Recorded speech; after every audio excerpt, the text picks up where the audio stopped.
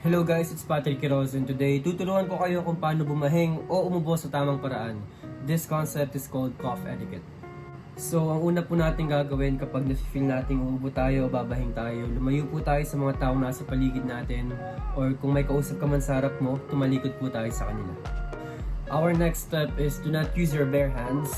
But if you have a dimpo, kung meron mga kayong dalang dimpo or Kleenex or tissue na maaari nyo gamitin, yun po, pwede po yun. Pero kung wala po kayong dala, you can sneeze into your elbows or cough into your elbows like this. This decreases the number of germs that you get onto your hands and decreases the risk of you spreading them to others by touching different things. At ayun po, maraming salamat po at sana po nakatulong itong video na ito sa inyo and mag-iingat po kayo palagi.